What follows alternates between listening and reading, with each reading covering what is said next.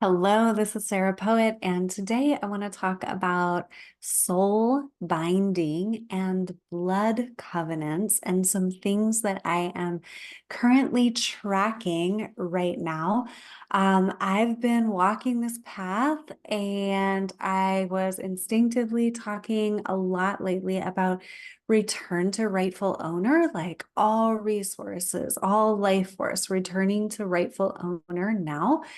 That's coming through strongly in my work. And then I recently had a client come to me for a session, and that session also showed me information about clearing a soul binding that went through the generations. So I want to talk about this topic today, and it may be the first time you're hearing about it. It may be something that you are curious about yourself, or you might have a knowing in you as you listen to me talk about this information, like something in you, that soul level you, is telling you to pay attention. So definitely pay attention if that is for you. So how do you know if there has been a blood pact or a blood covenant made on your energy? That's what we're talking about here. It's like someone made an agreement along the line. Maybe it was you, but maybe it was one of your ancestors many, many generations ago, made some kind of agreement because maybe they thought they had to. Maybe it was a greedy agreement. Maybe it was just not remembering like what the truth of creation is and getting lost. We make agreements from those places as humans all the time. And so what this is essentially like a technology for soul binding. So like stealing someone's soul energy and um, like giving an allegiance to something that's false, like a false creation or a false god. And this is the opposite of knowing that you are divinely aligned to creation itself.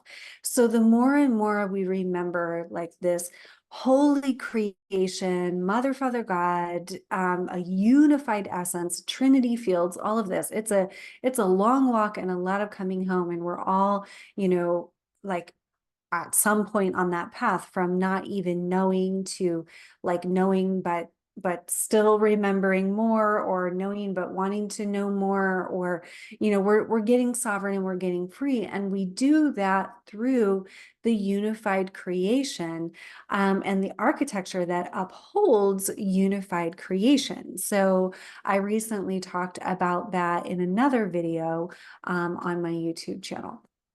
So so, yeah, so how do you know if this is something that impacts your life? Well, it's probably impacting most of our lives, quite frankly. It's super common. And for me, for the women in the sacred remembering community that I've talked to, for the women who tend to be connected to my work around women and resources and energetic sovereignty, we notice that there's like a continual drain on energy and resources, almost feeling like it's coming from beyond your control. Or, not to say that it's all about like being victimized or that you're not in charge. We are, and we need to remember, and claim that sovereignty over our energy, and continually do that, because along this path of progression, as we remember more and more, this kind of information is not your like intro information into spirituality and spiritual sovereignty. By the time we're talking about blood covenants, like we're like further into the remembering. So we want all of our energy and our sovereignty and our resources to be aligned with organic creation, but over our lifetimes, over like, we could call it a fallen matrix, the times that we did not remember in this lifetime and others, we, make agreements with what is not creation. We'll put it that way.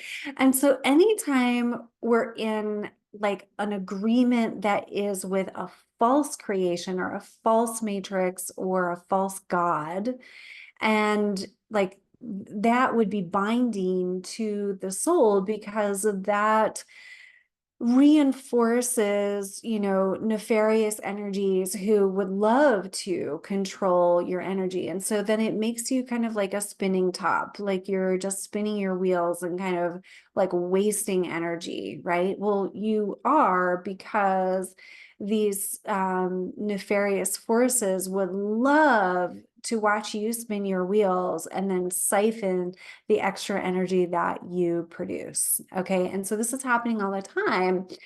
And unfortunately, if our ancestors made some kind of agreement, they could make an agreement for the bloodline itself, like for the lineage. And so, like, I remember one time a cousin telling me that a cousin on my father's side, he was studying the ancestry and he said, wow, there was like this wealth until this period, and then after which there was all of this poverty. And so that could be an example, and I don't know from that example, it could be an example of one person saying, you know what, I want to benefit and I'm going to take what I can and have what I can, and I'm going to bind the blood of this lineage, to be in service to kind of like pay the debt for so many generations afterwards. So we don't want those kinds of things. Like we didn't necessarily agree with that. We weren't there. So we want to clear that.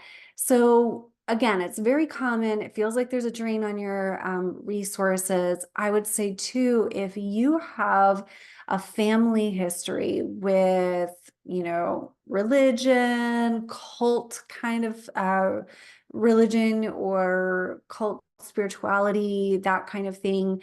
There's some of this right inside of modern day religion. You don't have to look so far to look at what, some weird things going on with the blood, especially, look at modern day Christianity. I'll talk more about that in just a moment. And then, struggle, like poverty, struggle. There's often some kind of agreement made on the lineage. Okay, it's wild stuff.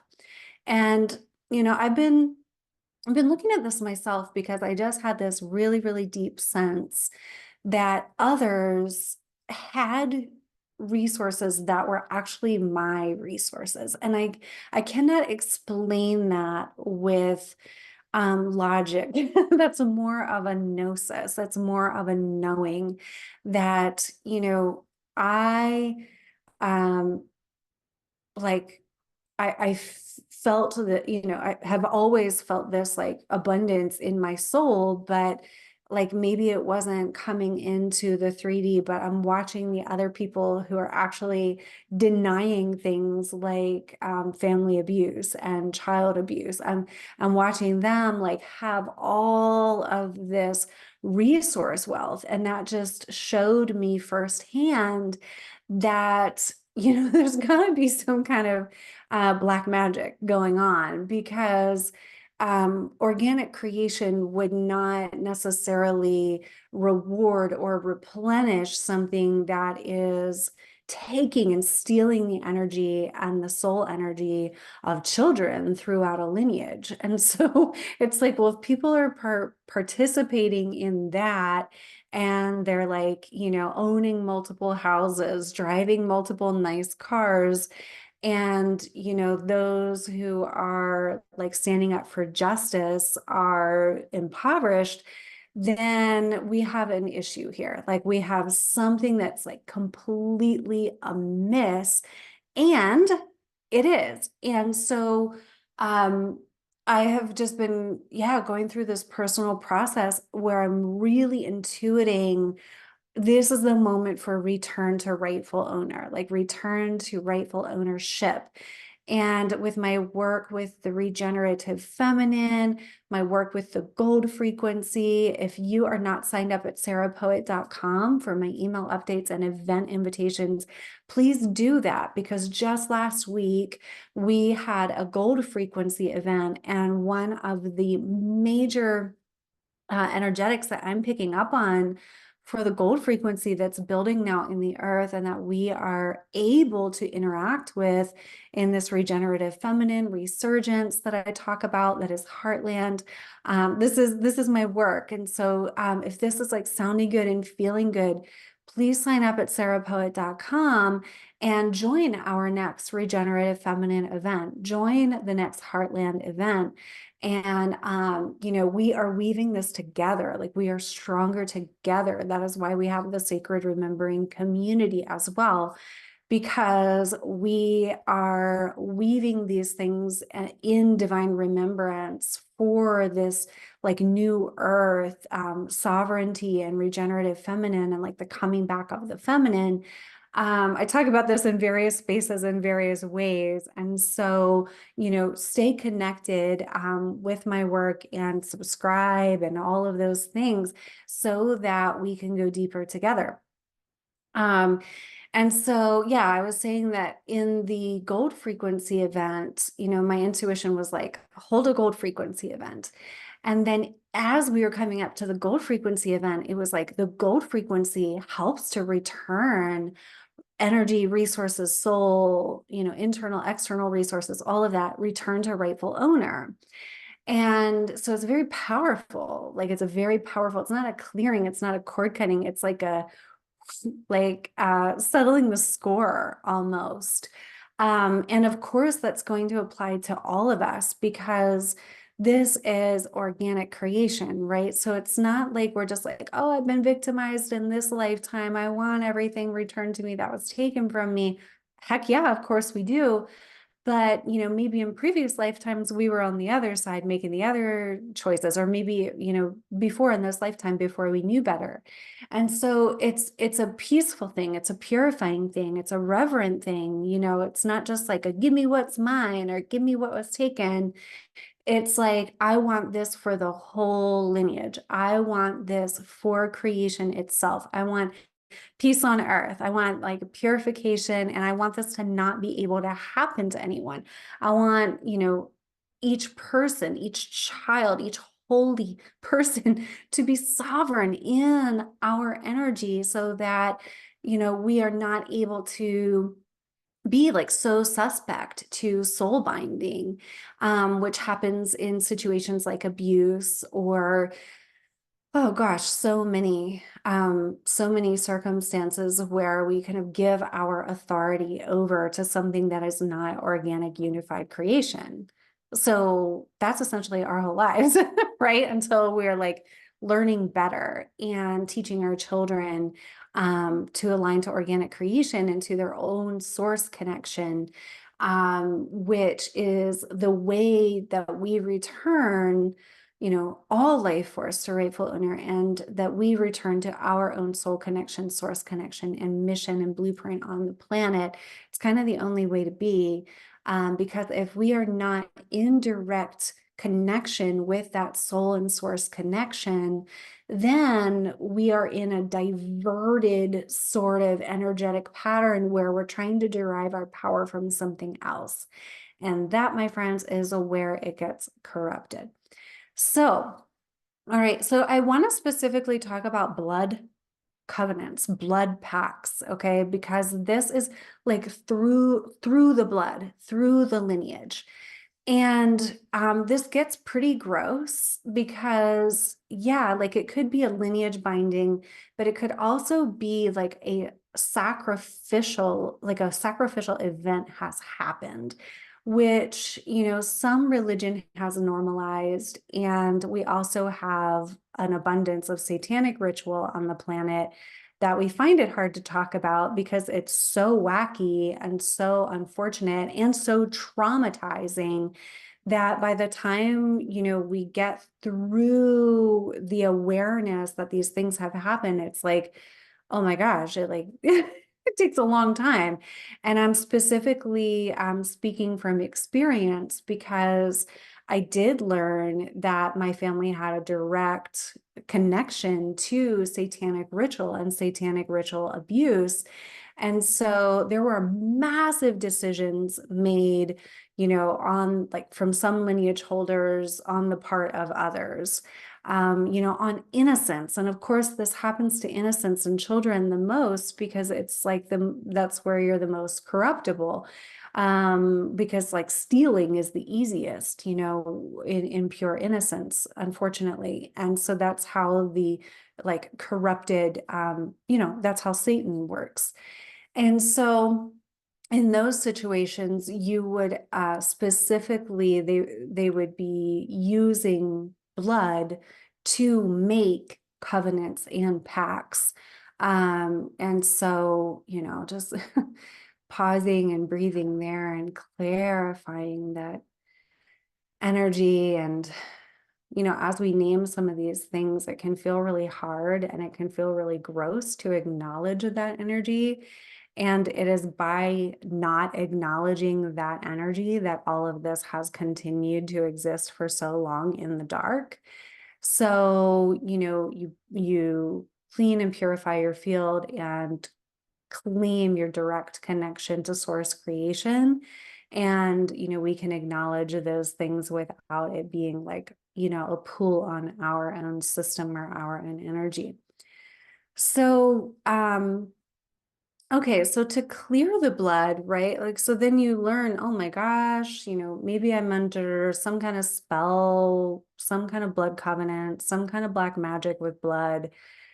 That's all. Whew, it's like, whoa, scary stuff, right? But we have the ability to clear this for sure. And your soul will guide you. People can help you. Um, First of all, the soul, the blood is liquid plasma. It is liquid. So you can, bless it, clear it, like work with the energy of the water and the plasma and ask creation forces and also the auroras from Andromeda, like to clear the blood of anything that is like corrupted, anything that is yeah, like weakening the DNA, anything that is an insert or like a hologram kind of in the blood, in the DNA that is, causing life force to be diverted, all of that.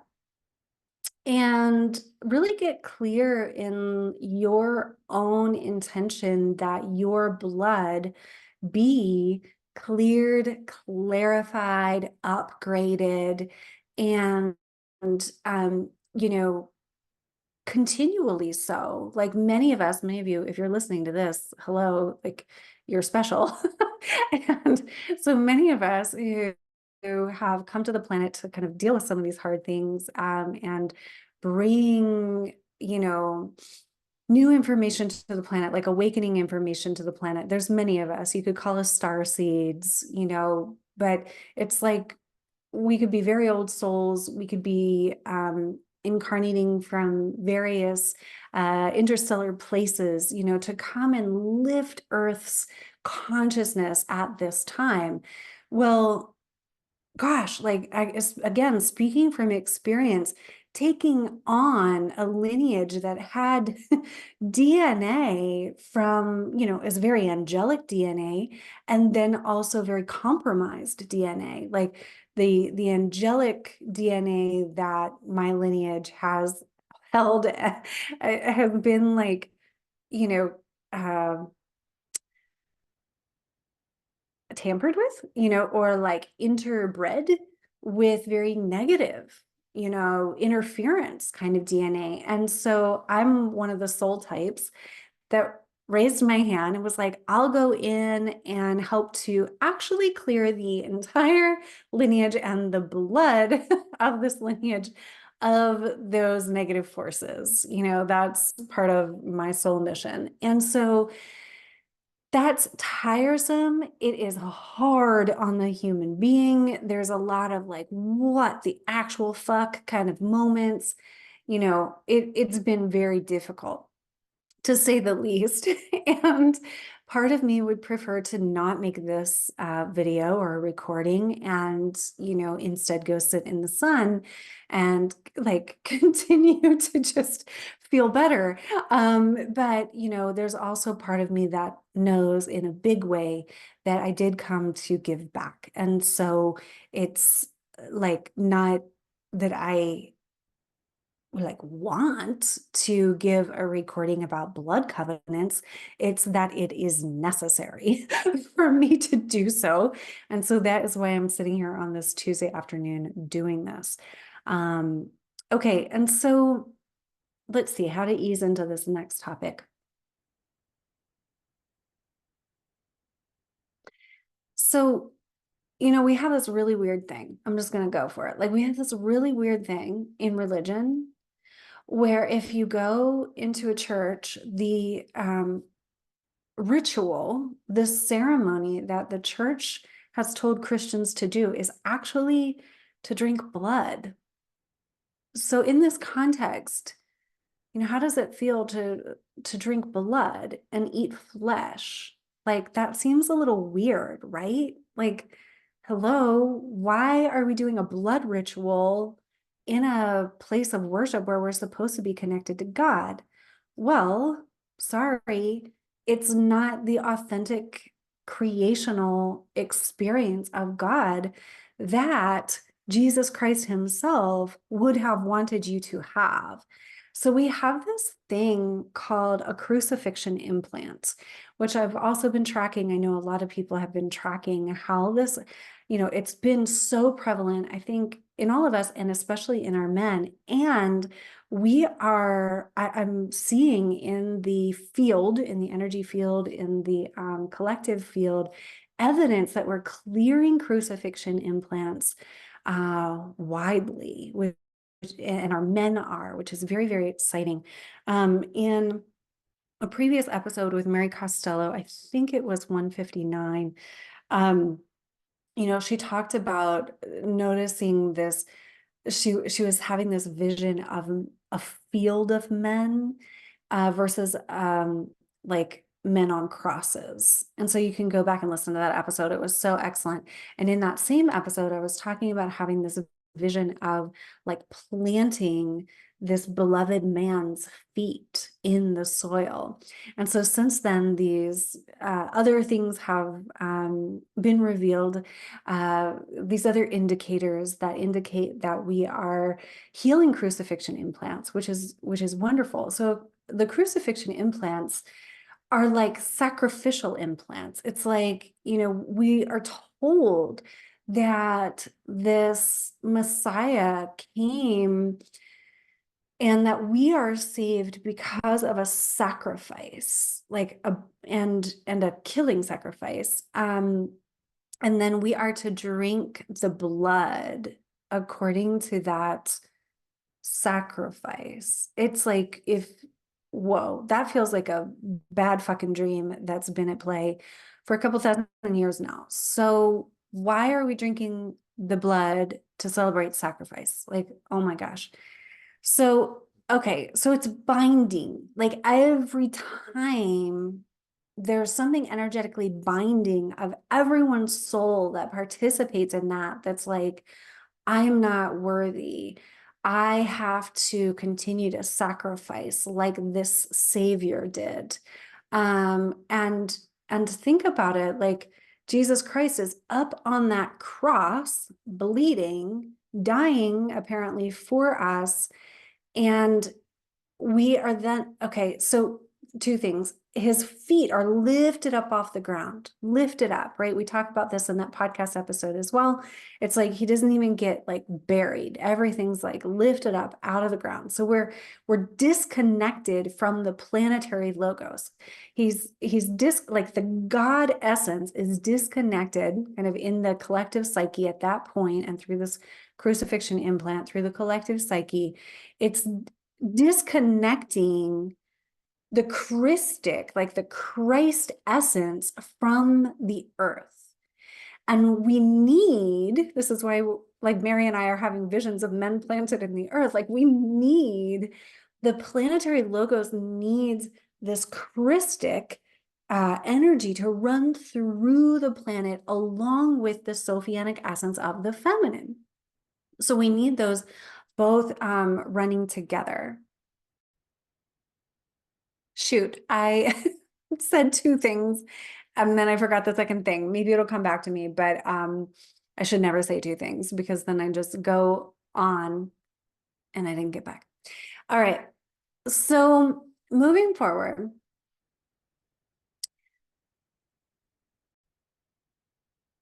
I remembered the second thing, y'all. Thanks for bearing with me. So, in addition to that, then we have this other, the other side of that coin is that we believe that the sacred is outside of ourselves. The sacred was on that cross, the sacred ascended, and then the stories were corrupted such that you give over your power to that story in order to get to God.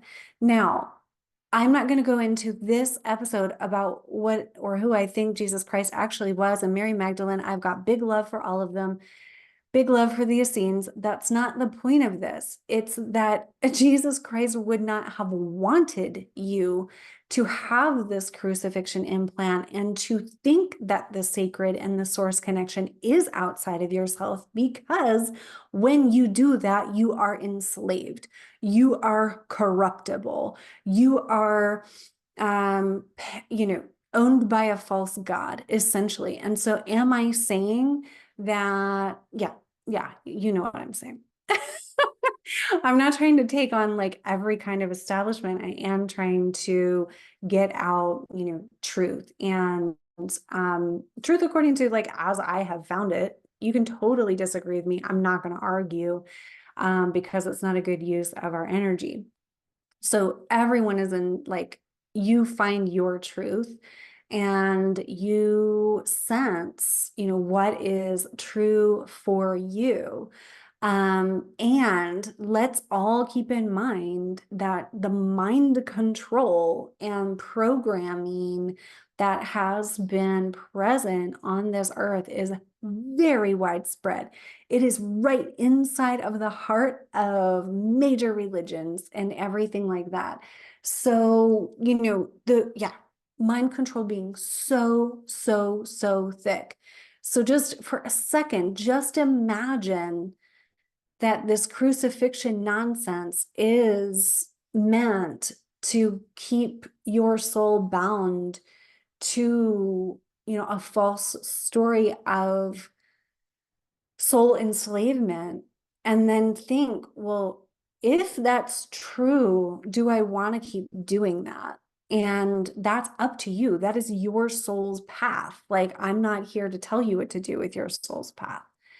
So on this journey, of course, like, okay, we are realizing that soul agreements have been made. Oh, we have somebody in our lineage made a decision around greed or money that definitely impacted a lot of people, whether in our family or out of our family.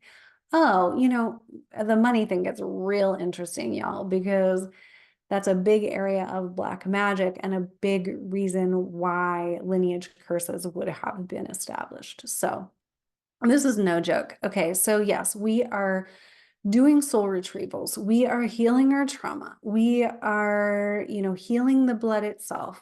I talked in a previous episode about how my soul guided me in how to clear and upgrade my blood. Like, go get in river waters. Like, that's what it told me.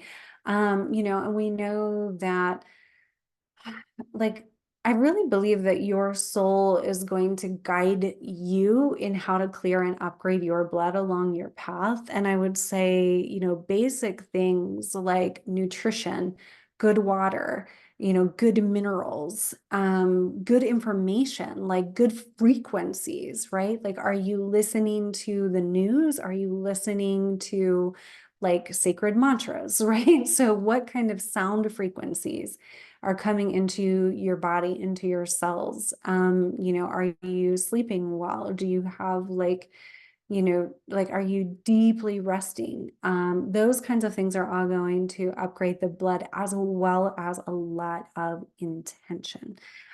So the intention to align to organic creation, the intention that all if this feels true to you, all resources, all energy, all DNA, all covenants, all of that is returned to rightful owner. All energy, all soul energy is returned to rightful owner.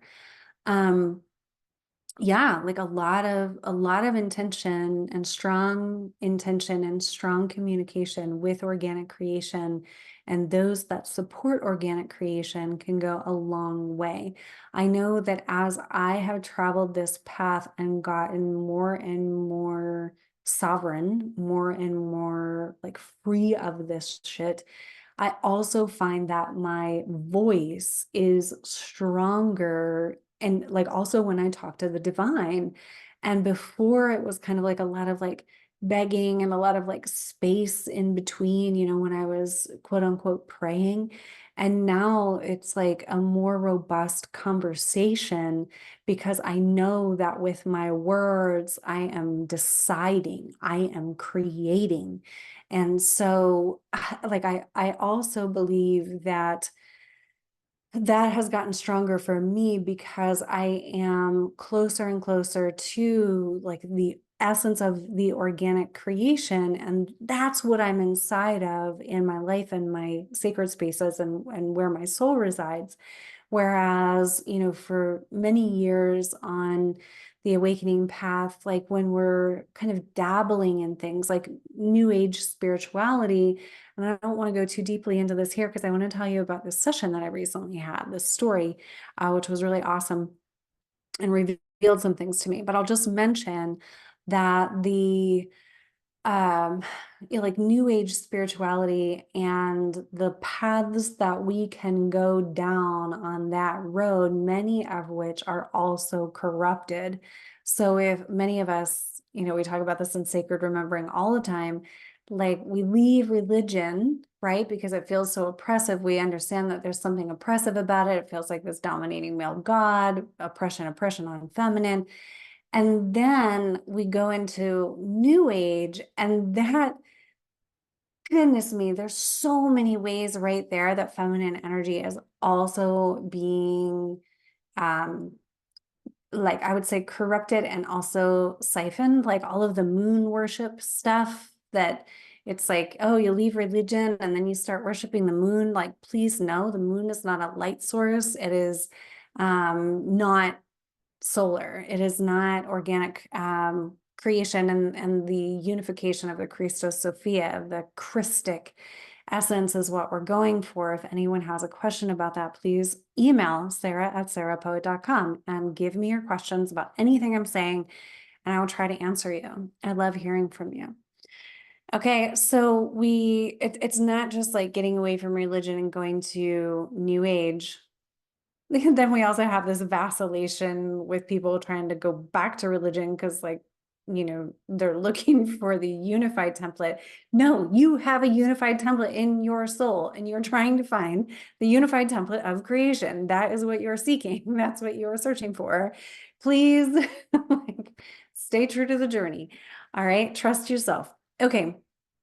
All right, so I want to talk about this session that I recently had, and I rarely talk about what goes on inside of sessions. This one I'm only speaking about because it taught me something, and it showed me that like these things can actually change very fast. Okay, and that is the beauty of this time on Earth. I know that feels like everything is happening very fast right now, but that also means that our sovereignty, our clearing of these kinds of pacts, clearing like the restructuring of our energy architecture, all of that can happen so much faster these days than I think ever before.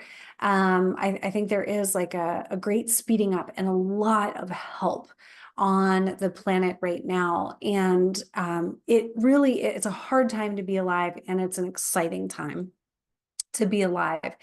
And so, yeah, with that, just like encouragement to trust yourself and your soul journey and like reach out. The reason that I have the Sacred Remembering community is because when we are waking up and waking up to some of these wild things, we want community. And so Sacred Remembering is for modern women waking up to the truth of who we are, standing in that truth, and practicing using our voices, knowing that we're not alone, etc. So you're not alone, you're not crazy, and it is a very special time, and exactly what is inside of you is definitely needed on this planet. So yeah, so I am in service to that, and reach out to me. There's sarahpoet.com, there's the community, there's private sessions, there's long-term work. I'm here to support you. So this woman came to me who had been hearing me talk about women in resources, and she said, Sarah, everything I feel like you share could be my story. And then as I listened to her story, I said, I could say the same thing. Like everything she was sharing, could be my story as well. So she also felt like there was the sense that other people had the resources that were almost meant to be hers and her child's, and like people in her family and lineage, and that there was a lot of hardship. There was a lot of like continued financial hardship, even though there's like not a reason why it should have been like that. And I relate to that, like smart woman, very capable. Why am I, continually it felt like targeted, right? As far as my resources go, I was being targeted as far as my resources went. So, okay. So we were, going through this session, and I always do like soul architecture. I'm looking at the soul architecture. I'm looking at what's to happen. And I was shown that there was a parasite in the blood, like specifically in the blood. And so I was like, whoa, we're talking about a blood pact. And here I'd been talking about return to rightful owner, and I've been clearing, the blood pacts of my own lineage. And then I was looking at a parasite that was definitely showing me that it was representing a blood pact. And I also know enough and trust enough in sessions at this point to know that like if we're being shown, it's also going to be taken care of. Okay. And I want to make clear that it is not me that is taking care of these things. It is the person's soul, the team, and the unified creation. Like we are opening the space in the name of Mother, Father, God, in the unified creation. And then things can organize in that space and naturally do. And so that's what we're doing. It's not, it is miraculous, and I do not take credit for that. Okay.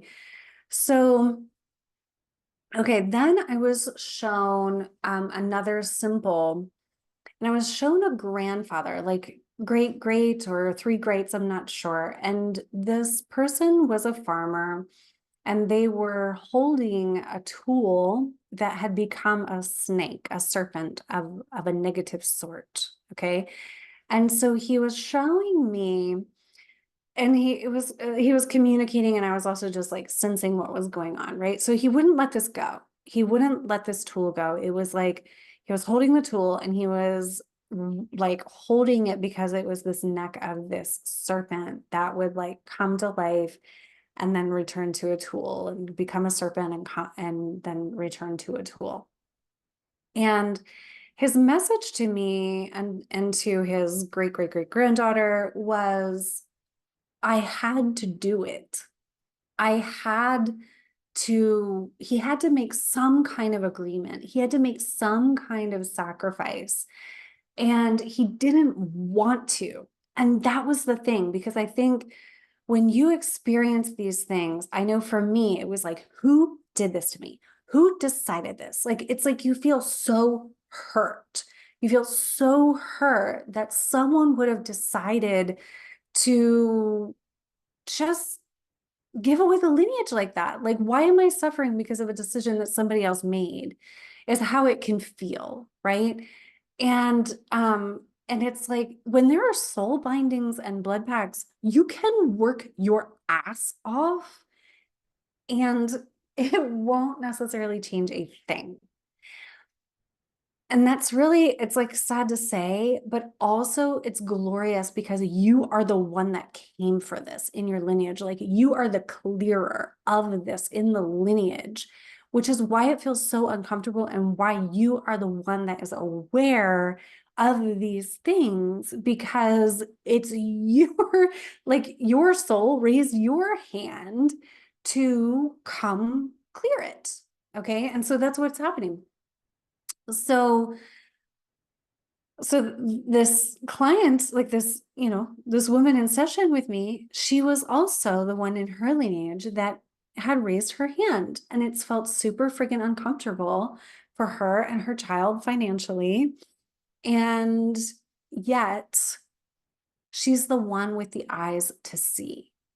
Do you see how beautiful and even perfect that is? So if this, I just, sending extra love to the people that are listening that I know relate to this. Okay. So this, grandfather that was like, I didn't want to choose this. Okay. He didn't want to make the agreement. But there was some kind of sacrificial alternative. And I'm going to say that I knew in my knowing, in my gnosis, that this was directly correlated to the crucifixion implant.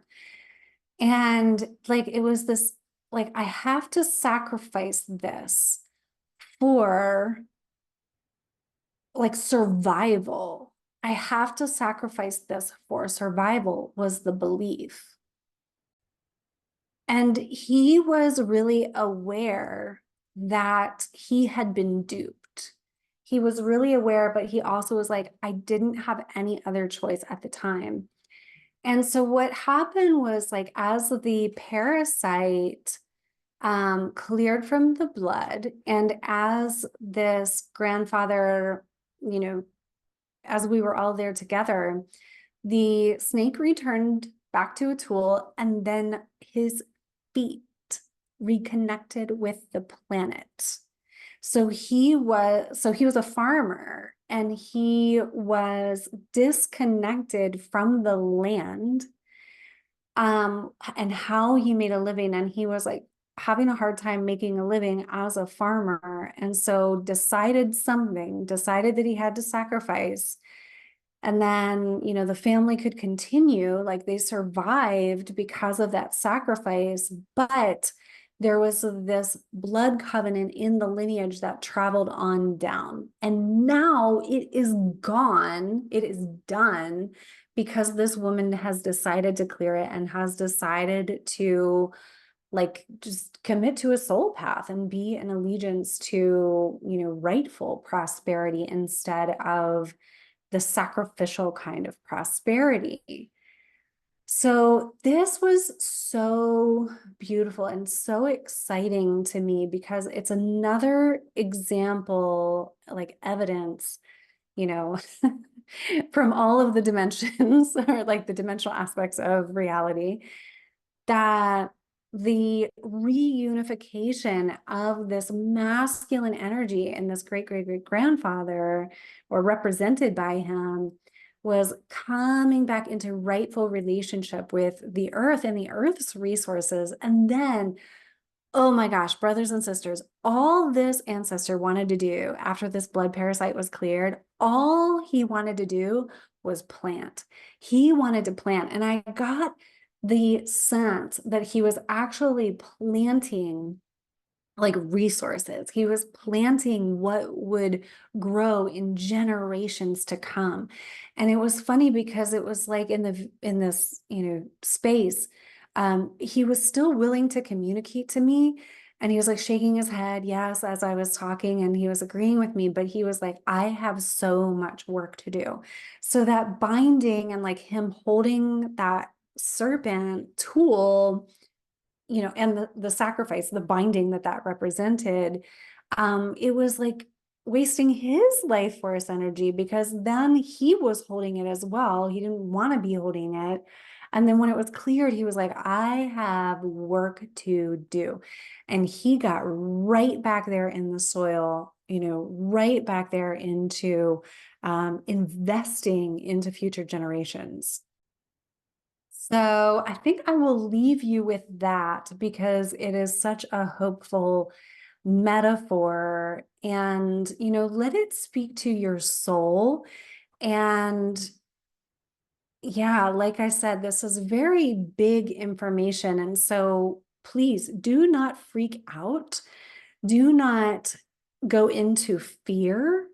If you think that there's some kind of unburdening that wants to happen through you of like a blood pact, a blood ritual, any of those things. I know that when we talk about the blood, we are generally conditioned to feel a little fear. Like, I mean, it is our life blood, right? It runs through us. But I do suspect that in us being avoidant of blood and blood clarification, that has been a mechanism of essentially mind control to have us not think about some of these things that have been going on, not recognize them, get wise to them, and say no more. So, we clear our energy, right? Like most of us, certainly if you're this far into this conversation, you'll go to healers, you'll do soul retrievals, you'll, have your energy worked on, that kind of thing. And this is another layer and level of that. This is a major part of your physical body. And it's where, our DNA is like literally coursing through our body. And it's where some of the major curses on the lineage are actually held. That's the truth. So healthy blood, in the ways that, like, I don't even know all the ways to make the blood healthy. So, be with your intuition, um, you know, healthy thoughts, healthy water, healthy intentions around this. And of course, if you're called to reach out for support from me based on something I've said today, that is always an option, your sovereign choice. You can go to sarahpoet.com, and I would love to be in service to you. And what we do is, like I said, we enter into a space where organic creation is in charge. Okay. And that's the name of the game. So we experience gorgeous miracles and completion of contracts and things like that. And, I I also trust that, those of us who are in this space that are listening to this is like big and significant work that you're doing. And so we honor that the soul is on this journey and that we're really meeting in soul space, at that soul level and soul, like to soul support, right? Soul to soul. So good to be here with you, and thank you for receiving this topic that may have felt a little intense. Please reach out. You can always email as well, sarah@sarahpoet.com. I am approachable and I would love to hear from you. And sending everyone so many blessings as you listen to and integrate this information. Okay. We're at a very important time on the planet.